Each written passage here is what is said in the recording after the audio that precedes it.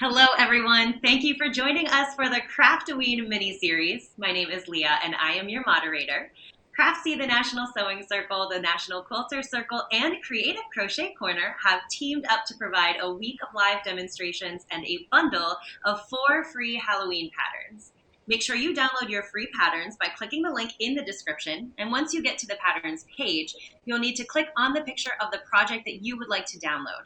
Once you enter your email, you will immediately receive that free download. And each day this week, a new instructor is going to stream live as we sew, quilt, crochet, and cook through those projects. They will be providing step-by-step demonstrations of all of these fun Halloween projects all week long.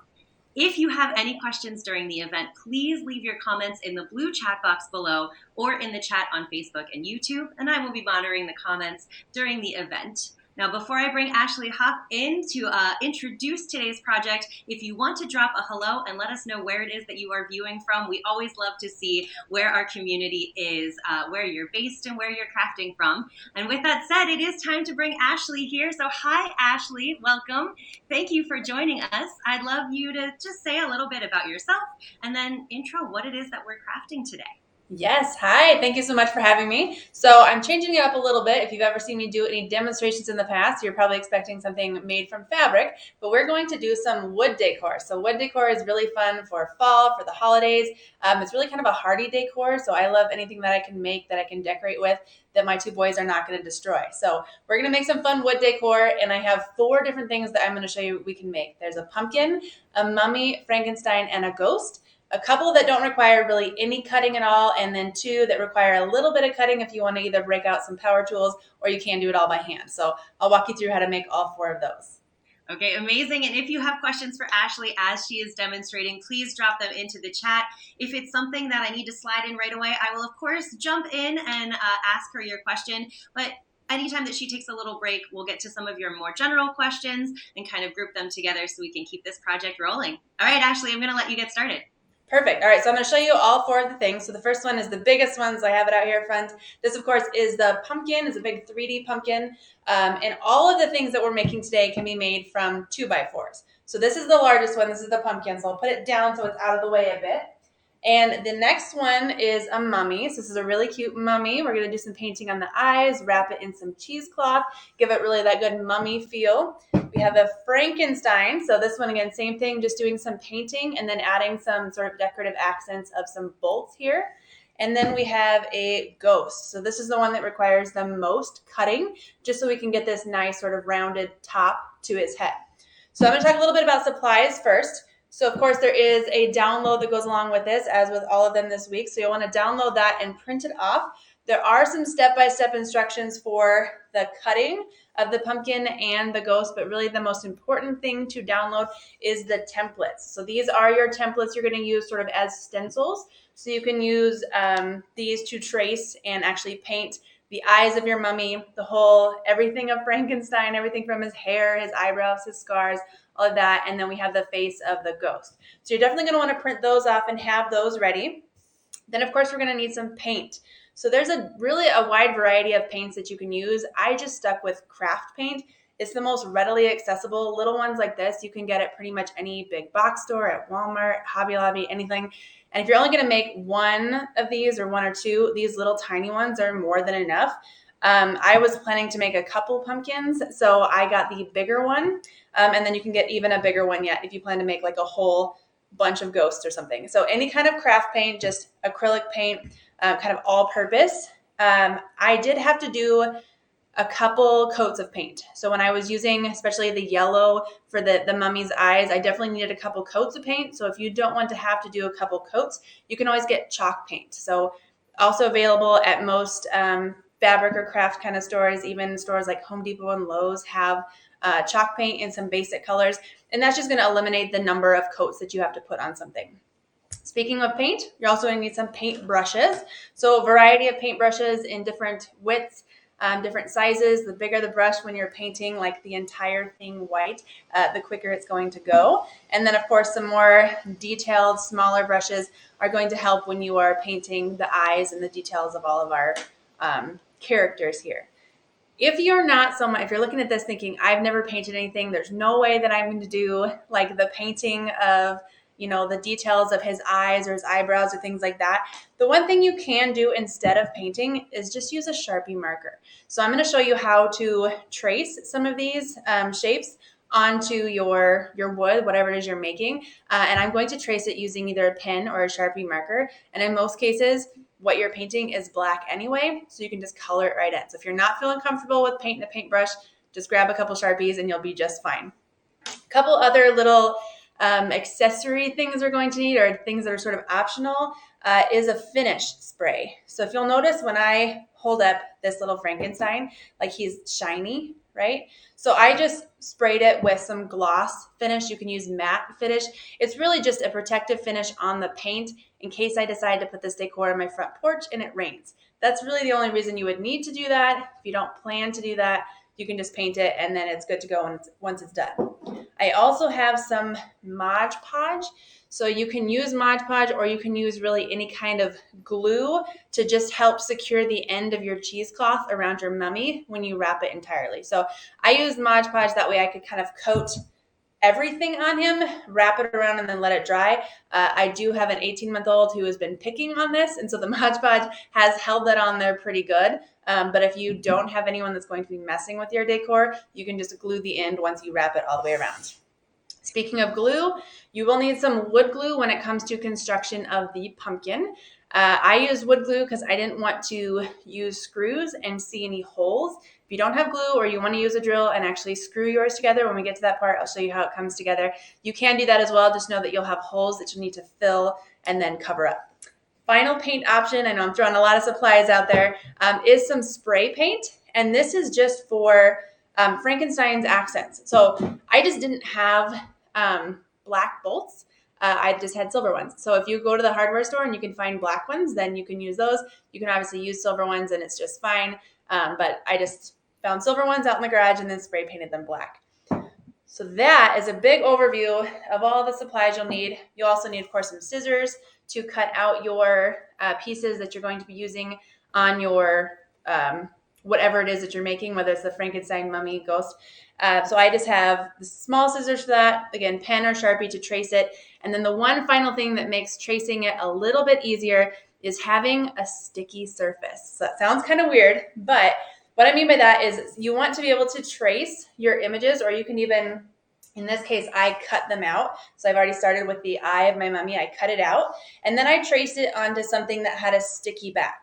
You could use painter's tape. If you have like a label maker and you can print directly onto labels. I have a Cricut machine, so I have a lot of this sticky back vinyl laying around. I like to cut my template pieces out of the paper first, trace it onto something that's sticky, and then when I go to actually put this on my wood, I'm not trying to hold it and trace around my finger. I'm just sticking it right on there. So something sticky is helpful but not needed. So that is a big, long laundry list of supplies. So I don't know if anyone has any questions related to supplies or getting started, but I would love to answer those before I jump into talking about 2x4s. We have people watching from across the pond in the UK and a couple states in the United States. So welcome to everybody that's viewing. Carol has our first question, and it is about materials. Mm-hmm. And Carol wants to know how many 2x4s would be needed if you want to make all 4 of these projects. Can send husband out to cut one up for her. Yes, that's exactly what I did too. I sent my husband to the store and he bought an 8-foot long 2x4. So all of the 3 basic ones here that we're making, these are my starters, but the ghost, the Frankenstein, and the mummy, these are 2x4s by 9 inches. So you would just need 1 for each of those. So that's 27 inches. Then for our pumpkin, we're actually using 8 that are at the 9 inches. So you can see we have 1, 2, 3 here, 4, 5 on either side, and then 3 more that are at the 9 inches. And there's 1 here in the very center that I cut at 12 inches. So a lot more that you're going to need for this than just the simple little guys. But again, I just had my husband get a big 8-foot 2x4, and that was more than enough to make all of these. And have extra to make my step outs, and even a couple extra to make additional ones. So just 1 big long one should be good to go for that. All right, perfect. That's all we have for now. So I guess you can get right into step 1. Perfect. All right, so the first step is to cut your pieces. So I did say there are a couple that you can make without having to cut anything at all. But again, this is a 2x4. So when you go to a hardware store, a 2x4 is its nominal measurement, not its actual measurement. So it actually is about 1.5 inches by 3.5 inches. So if you're looking at this thinking it doesn't look like 2x4, it's because it's not, but that's just how it's sold as. So you can buy different lengths of this. Again, you can buy 4 foot, 6 foot, 8 foot, however long you want. And then I cut mine down. So you can cut it down using a miter saw if you have one. You can get just a hand saw and you can do your cutting yourself. Or if you don't want to have to do any cutting at all, you can actually buy pre-cut blocks at Hobby Lobby, online through Amazon's, like through retailers like Amazon, and they are all different sizes. So some of them might be 2x4x9. I've seen some that are a little bit bigger, a little bit smaller. So if you don't want to cut anything at all, go ahead and search online for pre-cut blocks. So again, you're going to cut your 9-inch length for the Mummy and the Frankenstein. So I want to talk about these two first before we talk about the ones that you have to cut. But I want to show you sort of just how you put this together. So the Mummy is by far the absolute easiest because the only thing you have to do is paint some eyeballs. So again, I mentioned that you want to print out your templates. So I've printed mine out. I've used my scissors and I just went ahead and cut out the one eyeball section right here. Once I cut it out, I traced it onto my sticky back surface, which again for me was my Cricut adhesive back vinyl. So I'm just going to take this, the sticky off, and I'm going to put it where I think I want my eyeballs to be. And with any kind of wood, 2x4, wherever you get it, there's going to be a good side and a bad side. So kind of decide, what side you want to be the front. And then putting them about a third of the way down. And the great thing about the sticky is I can put it on here and I'm kind of auditioning and seeing if I like the eyeball placement before I trace it with a Sharpie. So the hardest part is just getting the back off of the vinyl. So you kind of have to just crinkle it a little bit to get it going. And then I can go in here and put my other eyeball on there. And I can just look at them, make sure I like the placement, make sure, if it's too close to one side, too close to another, I can adjust, kind of use this one as my guide to see if they're in about the same place. And once I like where it's at, now I'm just going to trace right around this. So if you plan to paint, I would use a pencil or just a ballpoint pen, and trace right around it. If you know that you are not going to do any kind of painting and you just want to use a Sharpie, just go ahead and use the Sharpie from the very beginning. So I'm just going to carefully follow around my shape that I put on there, my circle. And I will point out, so obviously I cut my 2x4 and then I already painted it white and it has dried overnight. I didn't want to make you guys watch paint dry, so I went ahead and did that ahead of time. But of course, you'd want to paint your background color first. So for this Mummy, I just painted everything white. Again, I was using that craft paint, so I did a couple coats of it just until I couldn't see any wood grain through it or any, additional color through it. I wanted it to be all white.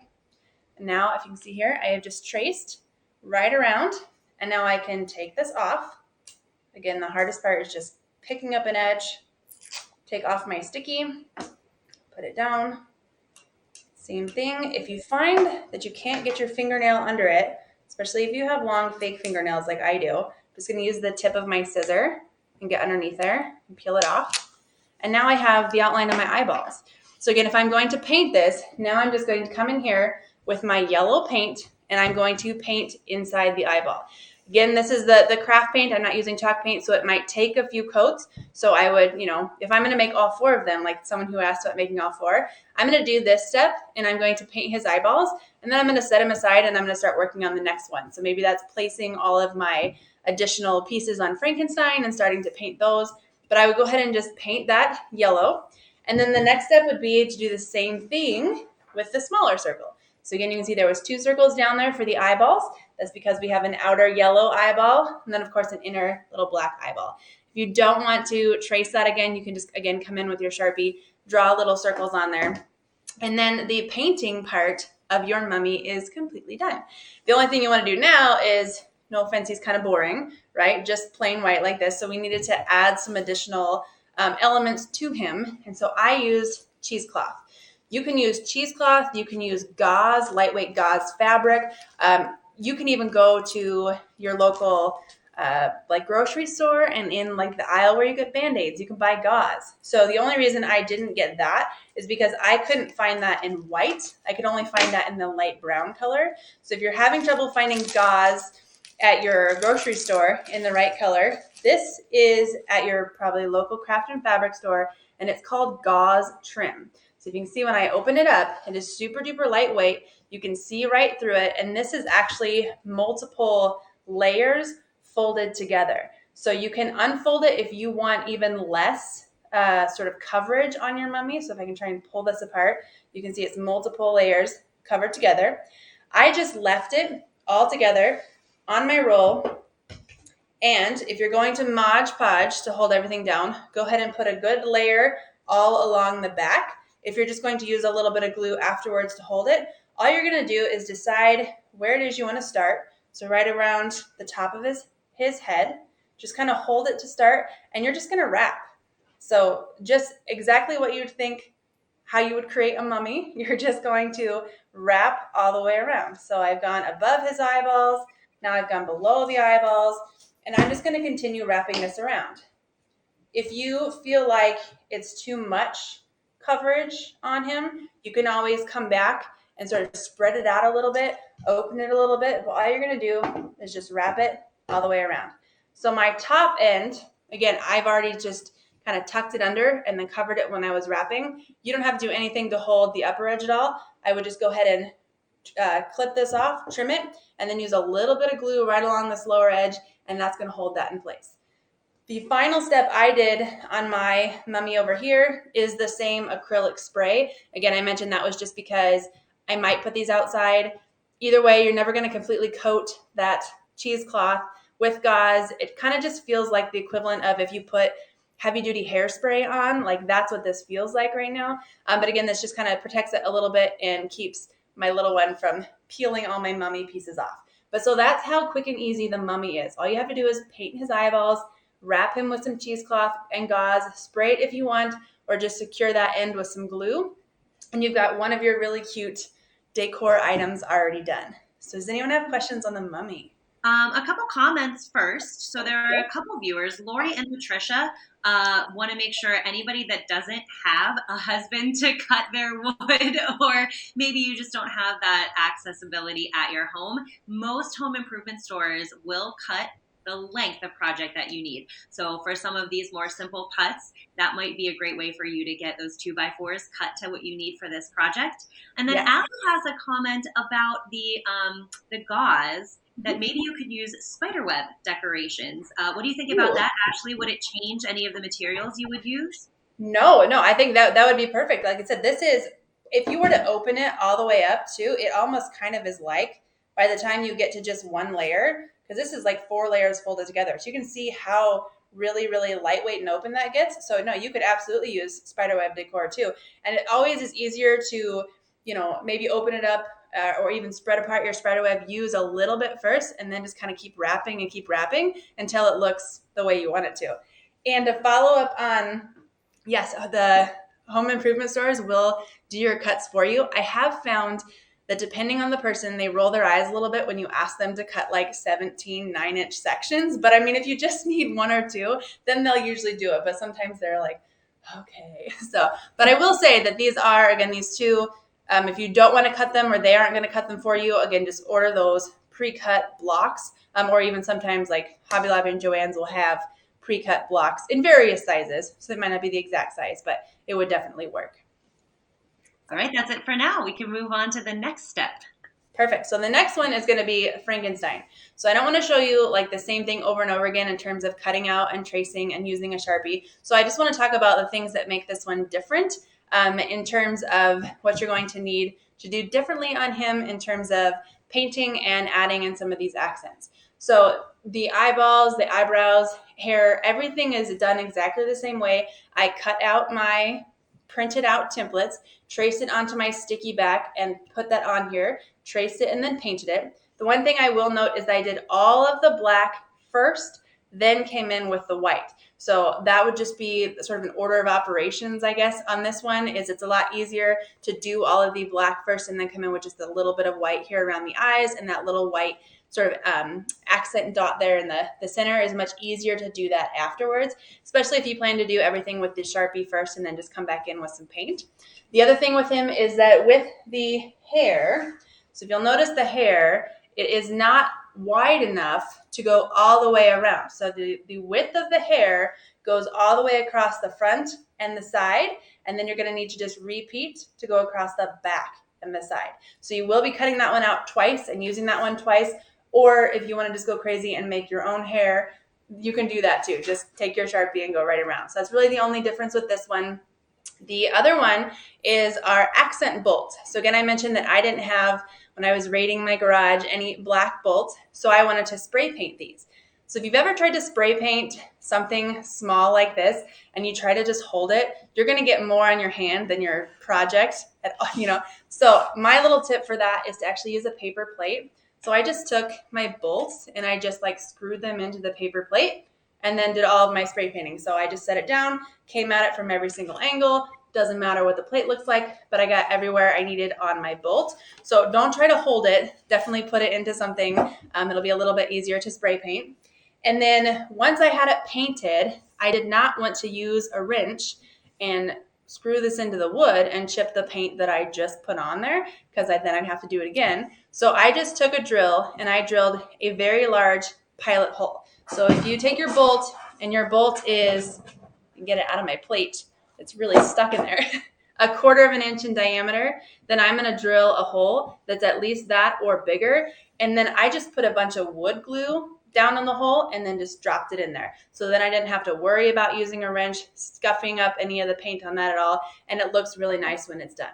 Then of course, once everything is painted, I have my bolts in, everything is dry, my glue is dry. I of course gave this another spray with that coat to protect everything, and even sprayed the bolts with that as well. So again, nothing chipped on that. So that is the easy way that you can do the Frankenstein, which of course is the other one that doesn't require any additional cuts.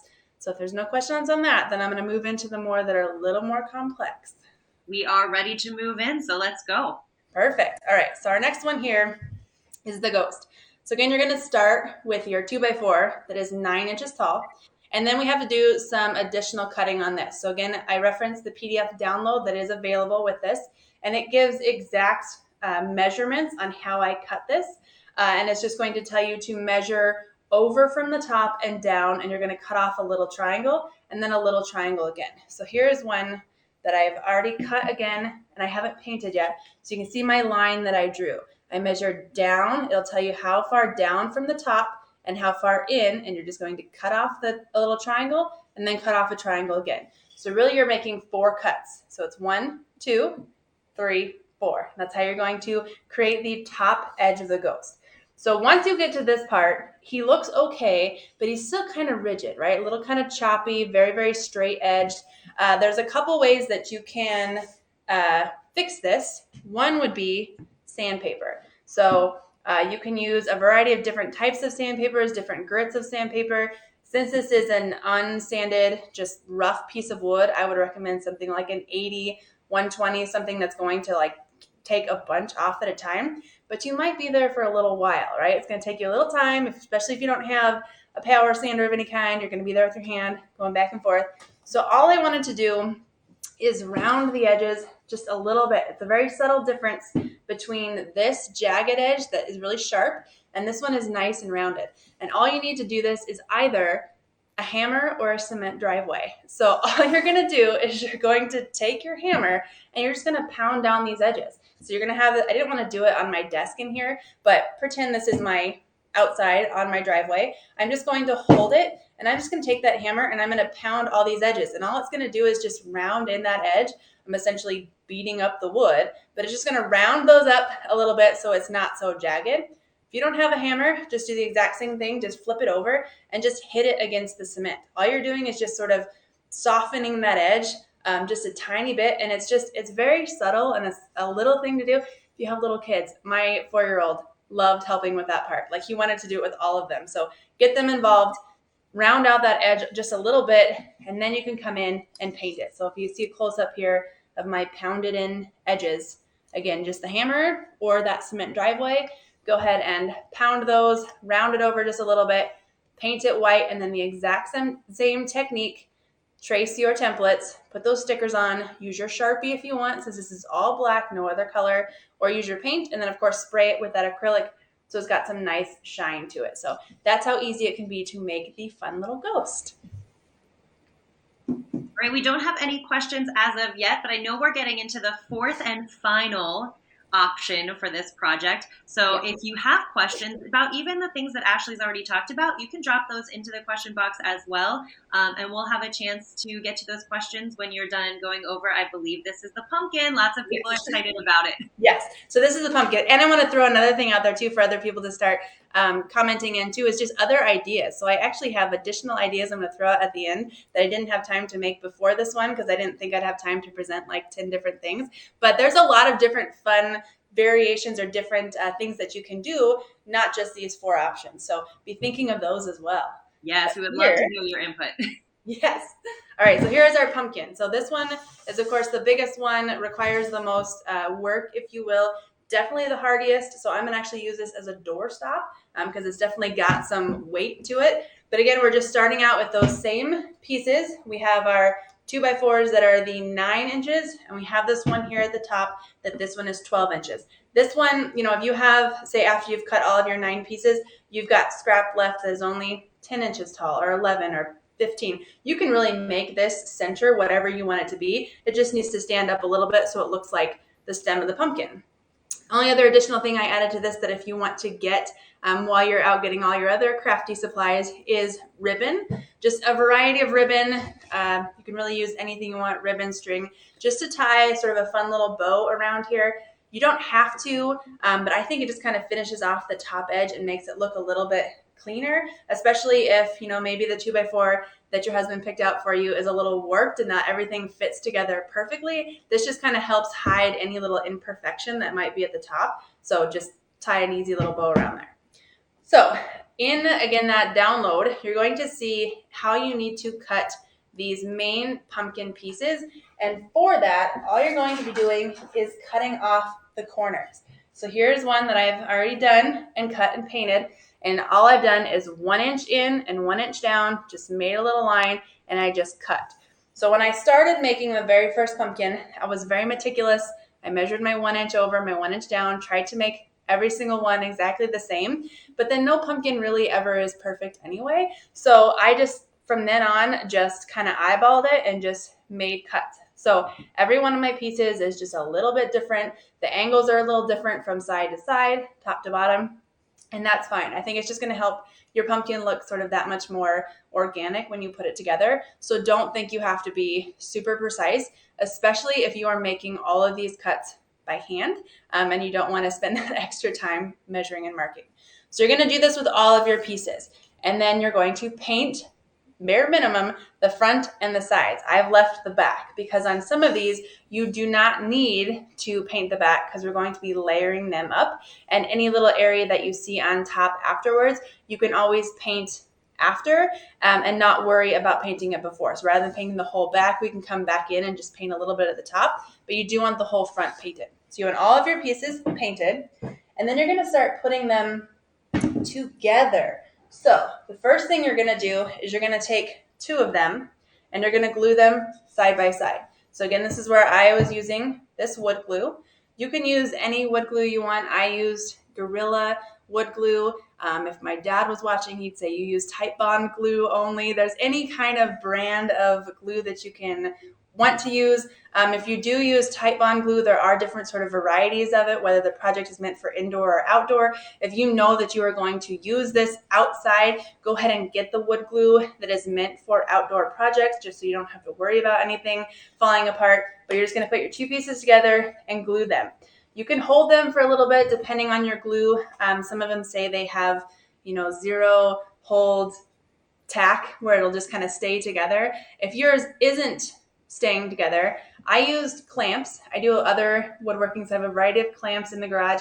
If you don't have clamps, if you have some of that leftover gauze from the mummy, you can just tie that around there, tie a knot, hold it. You can use a hair tie. You can use anything to just hold these two pieces together just long enough for the glue to stick. So you're going to do 2 pairs of these, and then you're going to take and glue one to the top. So I have one that I've already done on the top here, but you're going to want to make sort of a little trio like this. The other thing you're going to want to do while this one is drying is the same thing with our centerpiece. So now we need to do 3 of them. So I have, again, 2 on the outer side and our one large one in the middle. And all I've done is then a little bit of stain here at the top so that it looks like a brown pumpkin stem, but you don't have to do that. So I just happen to have some stain laying around. If you have brown paint, you can use that. Or obviously this is wood, so it's already just a lighter shade of brown. So you could just leave this completely unfinished if you want, but you're gonna wanna put sort of 3 of them here together. And then, if you can see where we're going in terms of our assembly, we're just gonna put this one right on here. So this is where we're gonna come back in and do some additional painting. So I found when I was putting these together that my glue stuck better wood on wood, not paint on paint. So it was better for me to glue these and then come back in and paint this little bit here, as opposed to having everything painted and then I'm trying to glue paint to paint. So it was easier to do wood to wood. I would glue this. This one doesn't need any clamping. It's getting heavy enough as it is. You can just sit this on top and let this dry. And then once your glue dries, you can come back in here and paint the sides. So paint any remaining area that you see. Once you have everything together, let me bring in my other one. You're going to have, again, 3 of them on one side. You have 3 on the other.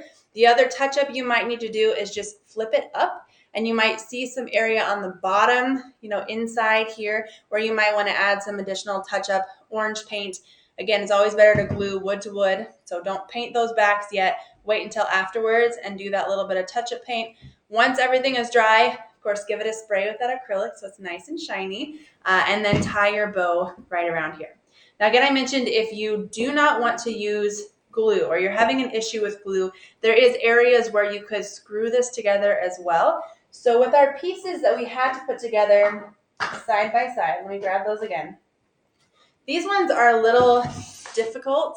If you have done, say, woodworking in the past and you're familiar with a pocket hole and you want to drill a hole that goes through sideways here, you can do that and screw these 2 pieces together, but it might just be easier to glue these. But the top one here, this is one where you could actually now take screws and screw through the top here, and you're going to go down into this one, through the top here, down into this one, and it's just going to further reinforce what you just glued together anyway. So if you're having any issue with, say, your glue's not working, not holding up, it's not, standing up to the elements or anything, you can always come in and do additional screws. That's going to hold everything together. You will want to use some wood filler, fill that, and then paint it so you don't see it. But you can do the same thing when you're putting everything together too. So even on this tier here, you can screw down through this into here, closer down into the center one. So you can reinforce everything with some screws to make sure that everything stays together, so that these hold up and you can use them year after year after year for your Halloween or just fall decor. All right. Question about I believe it's the acrylic spray from Sue. Yeah. Sue wants to know when it is that you spray the pumpkin pieces, before or after assembly? I sprayed everything after assembly. So all of them, as soon as after I was done painting, after I was done assembling, I just sprayed it once it was done. Reason for that is the same reason I didn't want to try and glue over the paint. I don't want to try and glue over this, especially because I picked the one that's a gloss finish. So it really is super smooth, and your glue just has nothing to really sink into. There's more of a chance for things to fall apart. So I always say this is the perfect finishing touch. Once you're completely done with painting, with assembly, everything, then put your finish on it. This is the one I like, Eileen's brand. It's at Joann's, most craft and fabric stores. There are a variety of different brands and again, a variety of finishes. So If you don't like the shine, you can get a matte finish. But the other thing that I like about this one is it says non-yellowing. So if you've ever used this before, and sometimes you get, say, too close to your project and you get sort of a clump of it, you've sprayed, same as with spray paint. You spray too much, you kind of get sometimes if you are doing that with a clear finish like this, it'll turn a little bit yellow, which on something like your ghost would stand out a lot. So I like to find one that says non-yellowing finish. Right. We do have our first suggestion coming in for little changes, and this is about the pumpkin, so I'm going to toss it to you now. Barb says the only idea that I can think of is choosing different shades of orange for different pumpkins, maybe even together, so that the chunks of the pumpkin might have some variety. What do you think? Yeah, I think that would be awesome. Or even so if you wanted to make a bunch of pumpkins, of course, different colors. Or I'm really, really bad at spray paint. So that's why I always pick acrylic paint so I can use a brush. But I mean, if you wanted to just get a variety of different oranges, yellows, light browns, and just kind of do a crazy spray paint effect, even once your whole pumpkin is done, and maybe just kind of mask this off a little bit so you're not spraying this. But that would be a lot of fun to add a bunch of different colors. Even maybe, those spray paints that come in different textures, even add some texture to your gourd as well. Absolutely. We'll keep those suggestions coming in the comment box. Any other questions that you have for Ashley? Ashley, I'm going to let you start rolling into some of the brainstorming that you did as well. Yes. So some additional ones that I wanted to do that were going to be just extra fun things. If you have extra, 2x4s left, I'm just going to use my green one as an example. It's not going to be this color. But if you have it's going to require a different saw. So all of the ones that I was showing where you're just kind of, cutting the top off or you're cutting the corners for the pumpkin, that was just a simple straight cut. If you have a jigsaw or a bandsaw or somebody does, and they can cut a simple V right here out of the top, paint this black, and it's a black cat. You can use some of the same templates that I used before. You can use the eyeballs from the mummy. You can have sad eyes from the ghost. You can kind of use any of those eyes, put those on there, paint this black, and you have a really fun black cat. So again, that would just be a V that you have to cut out. So you have those ears. Another one is if you want to take, again, your scraps of your 2x4s, and you have a way to cut it sort of in half to create just a triangle wedge instead. So just picture that you've cut this, and it's now a triangle wedge. You already have orange paint from your pumpkin. You have yellow paint from your mummy's eyes, and you have white from your ghost and your mummy, and now you have a candy corn. So you can use all of your scraps, cut them into various sizes of triangles, paint those, and just kind of, toss them in a fun little basket, and you've got little candy corn decor. So, I mean, the possibilities are endless when you kind of start thinking about all the different things that you can paint, and all just requiring super basic shapes. So rectangles for pretty much anything that you want to put a face on. I mean, I did a Frankenstein monster, but you could do pretty much any kind of monster or any effect that you want. It would just be different colors of paint.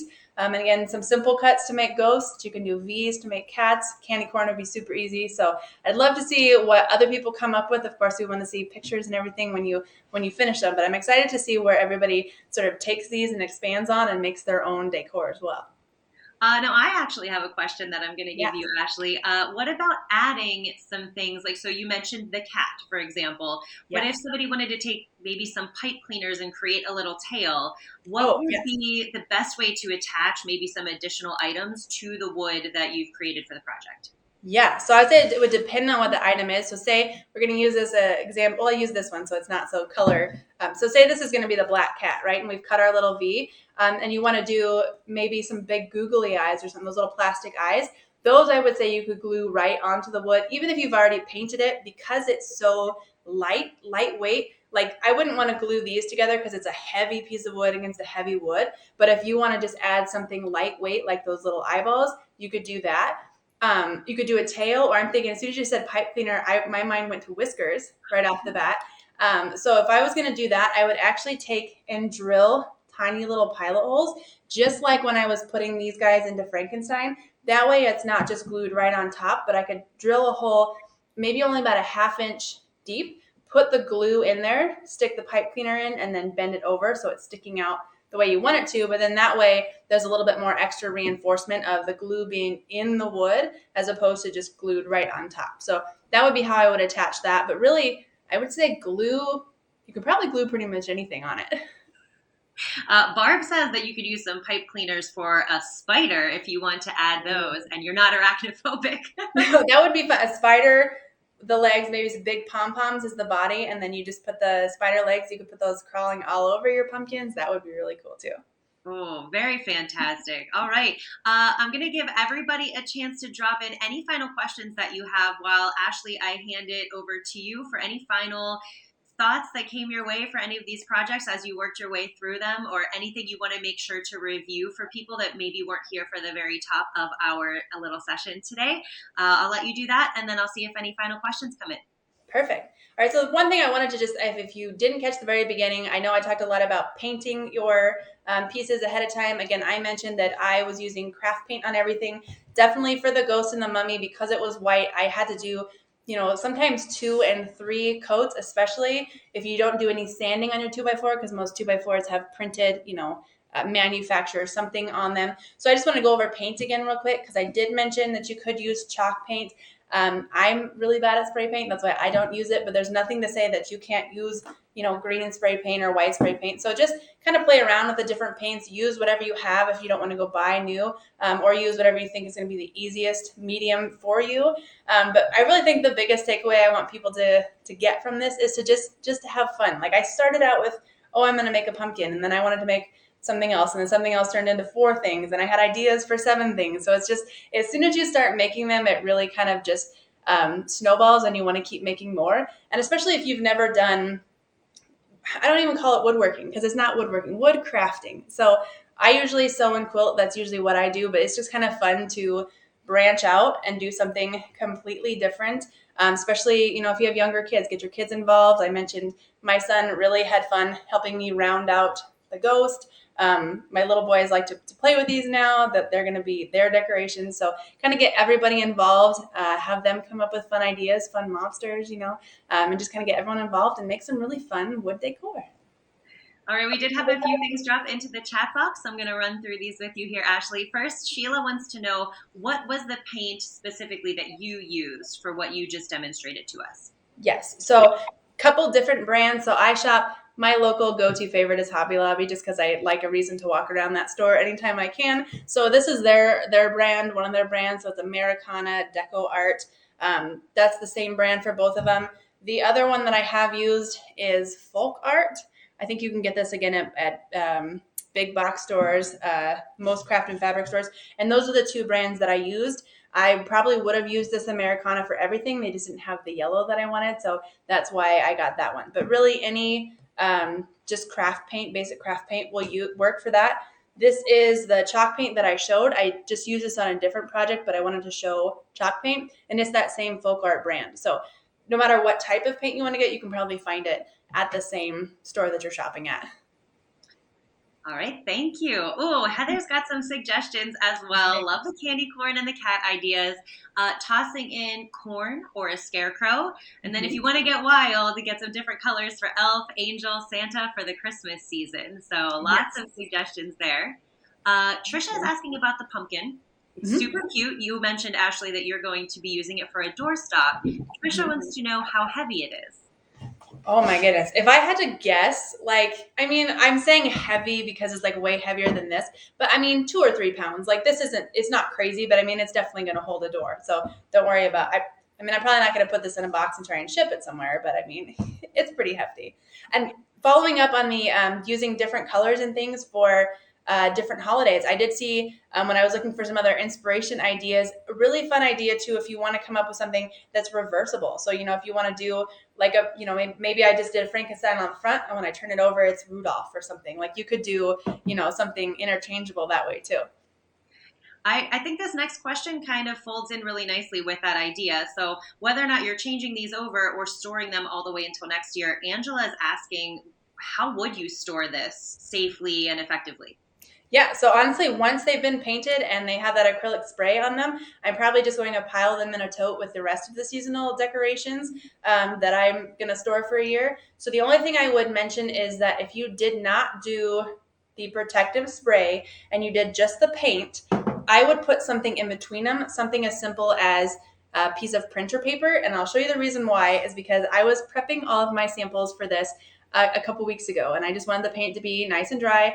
I waited, it dried overnight, and then I just needed room on my desk, so I just stacked everything up and set it on the floor. And I lost the piece, my white mummy stacked on top of my green Frankenstein, and you can see that some of that white paint transferred over. So if you didn't do that protective spray and you're going to stack them, just something as simple as printer paper, wax paper, piece of fabric, something, so that they're not right next to each other, especially if you're going to put your decor like in the attic. So we ran into this with other decor that I tried to store up in my attic. We live in West Texas and it gets ridiculously hot up there, and that definitely can sort of mess with things too. So just keep a layer between your pieces and you should be good to go to store them in any box or tote or anything like that.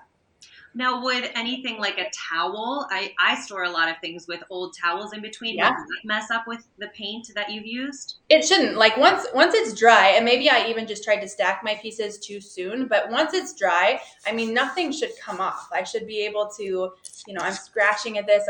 Nothing should happen to it. So really it would have to be if it got wet, if it got really, really hot or it was humid, or there'd have to be some sort of weather factor playing into that. But no, you should be able to just put whatever you want in between them and store them. If you're worried about it, just don't stack them this way. Just kind of store them, all next to each other. So they're touching maybe, but they're not, it's not getting heavy on the one on the bottom. All right. We've got a question here from Joanne. If you use the chalk paint, like you said was an option, can you use the same finish spray when you're done? Yeah, you can use this finish spray on anything. You can spray something that's unpainted, paint, any kind of paint, stain, even on this one. So this one wasn't even paint. This is just stain, and I still use the same finish spray on everything. So once whatever medium you used is dry, you can cover anything with the finish spray. Ooh, we have a good question here from Maricela. Do you have any ideas for making a witch's cauldron? Oh my goodness. All right. This could be fun. Okay, so if you're gonna picture that we have this, right? Because this is almost kind of, now let me get my other piece, because yes, I do. Let's see. So this is our basic shape, right? So this, if you were to cut this one even, this kind of basic shape it looks like your witch's cauldron, right? So if you didn't have this top on here, and you had this, and another one on the top, like this, and you had this painted black, and you maybe, put something that looked like a ladle or something coming out of the top, that would kind of look like a witch's cauldron. So all you have to do is just you're still gonna have the same centerpiece, just make it the exact same length, paint all of this black, and yeah, I think that kind of looks like a witch's cauldron a little bit. Maybe you could use some of that gauzy material for a little bit of bubble or something coming out of the top. I just dropped it. I would then spray paint that green a little bit, on there. So yeah, that would look really cool. What great ideas. All right, it looks like our questions have slowed down. So Ashley, I'm going to give you one more moment for any final thoughts that you have before I'll finish up with some housekeeping and wrap up our first day of this entire week. So go for it, Ashley. Yeah, I just want to thank everybody for tuning in, for watching. I hope you enjoyed this. Again, even if you've never done any kind of wood crafting project, just get some paint and glue and start having fun and making some really fun decor that you can use for years and years. And I guarantee you, as soon as you make one of something, you're going to come up with another one that you want to make, and then you're going to have plenty of decor for Halloween, for fall, and then it's going to go over into Christmas. You're going to be making New Year's decor. You're not going to be able to stop, so you're going to love it. All right, and Ashley did mention at one point during today's talk that we would love for you to share your projects with us. So if you are doing these projects, if you're tweaking them, creating some of your own new ideas, please make sure to share those photos online and use the hashtag #ShareCraftsy. That way we'll be able to see them and the community can kind of crowdsource some of these great ideas that you have. So with that said, though, it's time to say goodbye for today, but remember to please join us again tomorrow for our Craft-o-Ween mini-series. We will be streaming live with our quilting instructor, Colleen Tauke. That's going to start at 2 p.m. Central Time, and Colleen is providing a live tutorial on how to make Boo Placemats. You can download your materials list and the free pattern right now using the link in the description before tomorrow's event. And that's also where you can find the entire mini-series schedule in the video description. So until then, happy crafting. Thank you, Ashley, for joining us. Thank you, all of you, for watching, and we will see you tomorrow.